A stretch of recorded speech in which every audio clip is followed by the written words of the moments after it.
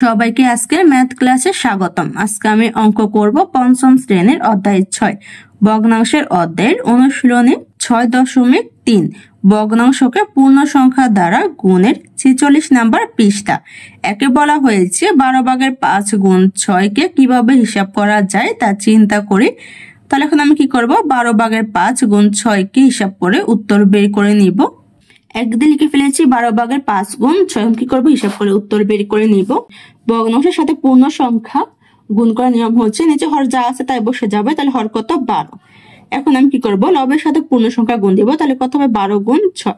এখন গুণ দিয়ে গুণফল বের করে নিব, তাহলে নিচে হর কত আছে 12, 12 বসে যাবে। 5 সাথে 6 গুণ দিলে কত হবে 5 6 30। এখন আমি কি করব, লঘিষ্ঠ আকারে প্রকাশ করব, মানে 12 ভাগের 30 কে আমি ছোট আকারে প্রকাশ করে নিব। এখন আমি দেখবো 12 ভাগের 30 কে কোন সংখ্যা দিয়ে আমার ভাগ যায়। আমি এমন একটা সংখ্যা ধরে নিব যে সংখ্যা দিয়ে আমার 30 কেও ভাগ যাবে, 12 কেও ভাগ যাবে। তাহলে এখানে আমি 6 ধরে নিতে পারি, কারণ 6 দিয়ে আমার 30 কেও ভাগ যায়, 12 কেও ভাগ যায়। যদি 30 কে আমি 6 দিয়ে ভাগ দেয় তাহলে কত হবে 5, কারণ 5 6 কত 30। যদি 12 কে 6 দিয়ে ভাগ দেয় তাহলে কত হবে ভাগফল 2। 2 সাথে 6 গুণ দিলে কত হবে 6 দুগুণে 12, তাহলে কত 2 ভাগের 5। তাহলে লিখে দিব আমি 2 ভাগের 5। তাহলে কত হয় উত্তর আমার 2 ভাগের 5। বইও দেখো আমাকে উত্তর করে দেওয়া হয়েছে। এখানে দুইটা ধারণা দেওয়া হয়েছে। প্রথম ধারণাতে দেওয়া হয়েছে 12 ভাগের 5 গুণ 6 সমান চিহ্ন। এখানে কি করা হয়েছে, ভগ্নাংশের সাথে পূর্ণ সংখ্যা গুণ দেওয়ার নিয়ম ব্যবহার করে লেখা হয়েছে। হর যা আছে তাই বসে যাবে, এখানে লবের সাথে পূর্ণ সংখ্যা গুণ হবে, তাহলে 5 গুণ 6। 5 সাথে 6 গুণ দিলে কত হয় 30, নিচে হর যা আদার্স তাই বসে যাবে 12। এখানে 30 আর 12 কে ভাগ করে লঘিষ্ঠ আকারে প্রকাশ করা হয়েছে, তাহলে 6 দিয়ে ভাগ দিলে কত হয় 2 ভাগের 5। এখানে কত হয়েছে 2 ভাগের 5। তারপর আরেকটা ধারণা দেওয়া হয়েছে 12 ভাগের 5 গুণ 6। এখানে কি করা হয়েছে, নিচে হর যা আছে তাই লেখা হয়েছে 12, উপরে লবের সাথে পূর্ণ সংখ্যা গুণ দেওয়া হয়েছে 5 গুণ 6। এখানে ওনারা কি করেছে, এখানে গুণ না দিয়ে এখানে সরাসরি ভাগ করে দেওয়া হয়েছে। তাহলে উপরে কত আছে আমার 5 এর সাথে 6, 6 দিয়ে কিন্তু 12 কে ভাগ যায়, তাহলে 12 কে 6 দিয়ে ভাগ দিলে ভাগফল কত হবে আমার 2, আর 6 কে 6 দিয়ে ভাগ দিলে ভাগফল কত হবে আমার 1। এখন গুণ দিয়ে গুণফল বের করা হয়েছে, 5 এর সাথে 1 গুণ দিলে কত হয় 5 একে 5, আর নিচে কত আছে 2, তাহলে কত হয় 2 ভাগের 5। নিচে বলা হয়েছে ভগ্নাংশকে লঘিষ্ঠ আকারে প্রকাশ করলে হিসাব সহজ হয়। 2 এ দেওয়া হয়েছে হিসাব করো, 1 এ দেওয়া হয়েছে 4 ভাগের 1 গুণ 2, 2 এ দেওয়া হয়েছে 8 ভাগের 3 গুণ 4, 3 দেওয়া হয়েছে 6 ভাগের 5 গুণ 3, 4 দেওয়া হয়েছে 8 ভাগের 5 গুণ 6, 5 এ দেওয়া হয়েছে 9 ভাগের 4 গুণ 6, 6 দেওয়া হয়েছে 10 ভাগের 7 গুণ 8, 7 দেওয়া হয়েছে 5 ভাগের 3 গুণ 15, 8 দেওয়া হয়েছে 23 ভাগের 2 গুণ 46। এখানে দেখো ভগ্নাংশ গুলো কিন্তু সবগুলো আমার প্রকৃত ভগ্নাংশ, আর গুণ আকারে দেওয়া হয়েছে পূর্ণ সংখ্যা। তাহলে এখন কি করবো, আমি 1 থেকে 8 পর্যন্ত এই ভগ্নাংশ গুলোর সাথে পূর্ণ সংখ্যা গুণ দিয়ে উত্তর বের করে নিব। 1 দিয়ে লিখে ফেলেছি 4 ভাগের 1 গুণ 2। এখন কি করবো, আমি গুণ দিয়ে গুণফল বের করে নিব। এখানে দেওয়া আছে ভগ্নাংশ পূর্ণ সংখ্যা, তাহলে ভগ্নাংশের সাথে পূর্ণ সংখ্যা গুণ দেওয়ার নিয়ম হচ্ছে নিচে হর যা আদার্স তাই বসে যাবে, তাহলে হর কত আমার 4। এখন আমি কি করব, লবের সাথে পূর্ণ সংখ্যা গুণ দিব, তাহলে লব কত 1, পূর্ণ সংখ্যা কত 2, তাহলে হবে 1 গুণ 2। এখন গুণ দিয়ে গুণফল বের করে নিব, তাহলে নিচে হর যা আদার্স তাই বসে যাবে 4 এর 4, 1 এর সাথে 2 গুণ দিলে কত হবে 2 একে 2, কত হয় 4 ভাগের 2। এখন আমি কি করব, 4 ভাগের 2 কে লঘিষ্ঠ আকারে প্রকাশ করে নিব। এখানে উপর দেওয়া আছে লব কত 2, হর দেওয়া আছে 4, এখানে লব আর হরকে কিন্তু আমার 2 দিয়ে ভাগ দেওয়া যায়, তাহলে 2 কে 2 দিয়ে ভাগ দিলে ভাগফল কত হবে আমার 1, 4 কে 2 দিয়ে ভাগ দিলে ভাগফল কত হবে আমার 2, তাহলে কত হয় 2 ভাগের 1। এখানে আমি লিখে ফেলবো 2 ভাগের 1। 1 এর উত্তর বের করা শেষ। 2 দিয়ে লিখে ফেলেছি 8 ভাগের 3 গুণ 4। এখন কি করবো, গুণ দিয়ে গুণফল বের করে নেব। ভগ্নাংশের সাথে পূর্ণ সংখ্যা গুণ দেওয়ার নিয়ম হচ্ছে নিচে হর যা আদার্স তাই বসে যাবে, হর কত 8। এখন কি করবো, আমি লবের সাথে পূর্ণ সংখ্যা গুণ দিব, তাই হবে 3 গুণ 4। এখন গুণ দিয়ে গুণফল বের করে নিব, তাহলে নিচে হর যা দেওয়া আছে তাই বসে যাবে 8 এর 8, 3 এর সাথে 4 গুণ দিলে কত হবে 3 4 12, তাহলে কত 8 ভাগের 12। এখন কি করবো, আমি 8 ভাগের 12 এই ভগ্নাংশকে লঘিষ্ঠ আকারে প্রকাশ করে নিব। তাহলে আমি এখন একটা সংখ্যা নিব যে সংখ্যা দিয়ে আমার 8 ভাগের 12 কে ভাগ দেওয়া যাবে, মানে হচ্ছে আমি যে সংখ্যা ধরে নিব ওই সংখ্যা দিয়ে আমার হরকেও ভাগ যাবে, লবকেও ভাগ যাবে। তাহলে এখানে আমি যদি 4 ধরে নিই, 4 দিয়ে কিন্তু আমার 12 কেও ভাগ যায়, 8 কেও ভাগ যায়, তাহলে 4 দিয়ে 12 কে ভাগ দিলে ভাগফল কত হবে আমার 3, কারণ 3 এর সাথে 4 গুণ দিলে 3 4 কত 12, 8 কে 4 দিয়ে ভাগ দিলে ভাগফল কত 2, তাহলে কত 2 ভাগের 3। লিখে ফেলবো আমি 2 ভাগের 3। এর উত্তর বের করা শেষ। 3 দিয়ে লিখে ফেলেছি 6 ভাগের 5 গুণ 3। এখন গুণ দিয়ে গুণফল বের করে নেব। ভগ্নাংশের সাথে পূর্ণ সংখ্যা গুণ দেওয়ার নিয়ম হচ্ছে নিচে হর যা দেওয়া তাই বসে যাবে, তাহলে হর কত 6। এখন আমি লবের সাথে পূর্ণ সংখ্যা গুণ দেব, তাহলে কত হবে 5 গুণ 3। এখন গুণ দিয়ে গুণফল বের করে নেব, তাহলে নিচে হর যা দেওয়া তাই বসে যাবে 6। 5 এর সাথে 3 গুণ দিলে কত হবে 3 5 15, তাহলে কত হয় 6 ভাগের 15। এখন কি করব আমি 6 ভাগের 15কে লঘিষ্ঠ আকারে প্রকাশ করে নিব। তাহলে এখানে আমি এমন একটা সংখ্যা ধরে নিব যে সংখ্যাতে আমার 15 ক ভাগ যাবে 6 ক ভাগ যাবে। এখানে যদি আমি 3 ধরি তাহলে 3 দিয়ে কিন্তু 15 ক ভাগ যায় 6 ক ভাগ যায়। 15 কে 3 দিয়ে ভাগ দিলে ভাগফল কত হবে আমার 5। 6 কে 3 দিয়ে ভাগ দিলে ভাগফল কত 2, তাহলে কত 2 ভাগের 5। এখানে লিখে ফেলবো আমি 2 ভাগের 5। 3 এর উত্তর বের করা শেষ। 4 দিয়ে লিখে ফেলেছি 8 ভাগের 5 গুণ। এখন গুণ দিয়ে গুণফল বের করে নিব। ভগ্নাংশের সাথে পূর্ণ সংখ্যা গুণ দেওয়ার নিয়ম হচ্ছে নিচে হর যা আদার্স তাই বসে যাবে, তাহলে হর কত 8। লবের সাথে পূর্ণ সংখ্যা গুণ দেব, তাহলে কত হবে 5 গুণ 6। এখন গুণ দিয়ে গুণফল বের করে নিব, নিচে হর যা আদার্স তাই বসে যাবে 8। 5 সাথে 6 গুণ দিলে কত হবে 5 6 30, তাহলে কত 8 ভাগের 30। এখন কি করবো আমি এই ভগ্নাংশকে লঘিষ্ঠ আকারে প্রকাশ করে নেব। এমন একটা সংখ্যা ধরে নিব যে সংখ্যা দিয়ে আমার 8 ক ভাগ যাবে 30 ক ভাগ যাবে। তাহলে এখানে যদি আমি 2 ধরি, 2 দিয়ে কিন্তু আমার 30 ক ভাগ যায় 8 ক ভাগ যায়। 30 কে 2 দিয়ে ভাগ দিলে ভাগফল কত 15। 8 কে 2 দিয়ে ভাগ দিলে ভাগফল কত হবে আমার 4, তাহলে কত 4 ভাগের 15। লিখে দিব আমি 4 ভাগের 15।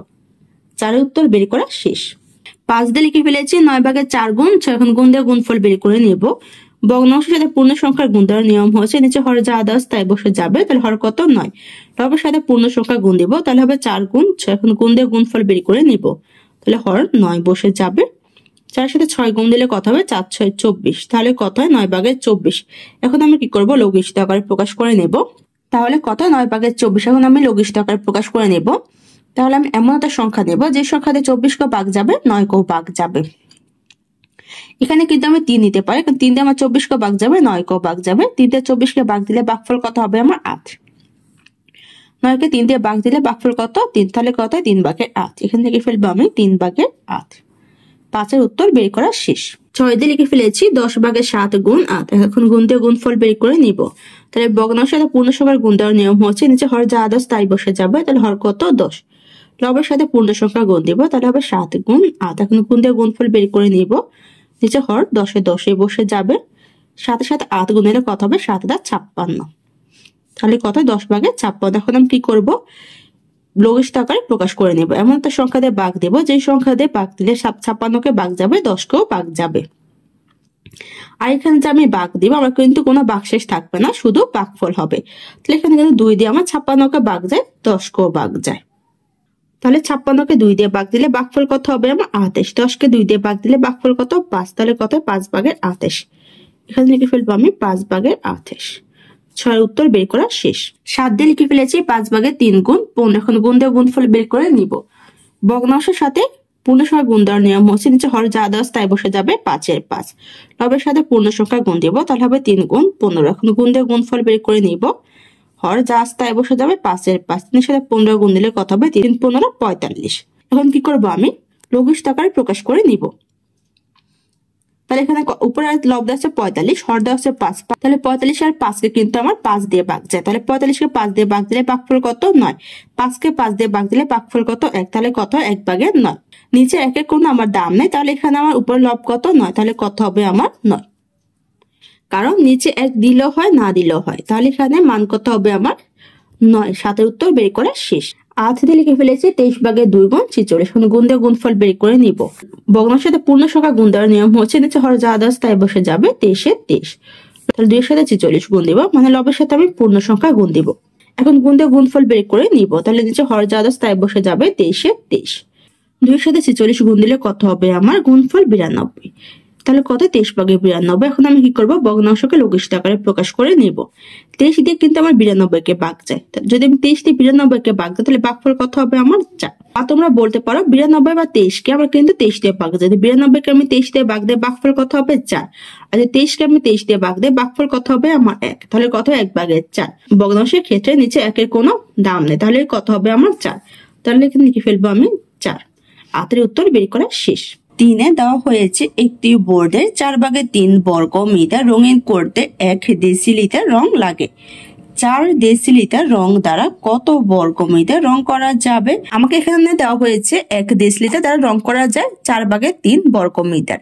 বের করতে বলা হয়েছে 4 ডেসিলিটার রং দ্বারা কত বর্গমিটার রং করা যায়। তাহলে কি করবো, আমি 1 ডেসিলিটার থেকে 4 ডেসিলিটার দ্বারা কত বর্গমিটার রং করা যায় তা বের করে নিব। 3টে আমি লিখে ফেলেছি। 1 ডেসিলিটার রং দ্বারা রঙিন করা যায় 4/3 বর্গমিটার। বের করবো আমি 4 ডেসিলিটার, তাই লিখে ফেলেছি 4 ডেসিলিটার রং দ্বারা রং করা যায়। এখানে 1 লিটার দ্বারা রং করা যায় কত, 4/3 বর্গমিটার। আমি 1 ডেসিলিটার থেকে কত লিটার বের করব, 4 ডেসিলিটার। তাহলে কম থেকে বেশিতে যাব, কম থেকে বেশিতে গেলে কি করতে হয়, গুণ। তাহলে এখানে আমি 4/3 এর সাথে 4 গুণ দিব। তাহলে 4/3 এর সাথে 4 গুণ দিলে 4 ডেসিলিটার দ্বারা কত মিটার রং করা যাবে তা বের হয়ে যাবে। তাহলে এখানে কত হবে আমার বর্গ মিটার। ভগ্নাংশের সাথে পূর্ণ সংখ্যার গুণ দেওয়ার নিয়ম হচ্ছে নিচে হর যা দেওয়া তাই বসে যাবে 4 4। তাহলে লব কত 3, পূর্ণ সংখ্যা কত 4, লবের সাথে আমার পূর্ণ সংখ্যা গুণ হবে, তাহলে 3 গুণ 4 বর্গ মিটার। এখন 3 এর সাথে 4 গুণ দিয়ে গুণফল বের করে নিব। তাহলে নিচে হর দেওয়া আছে 4, তাই বসে যাবে 4। 3 এর সাথে 4 গুণ দিলে কত হবে, 3 4 12 বর্গ মিটার।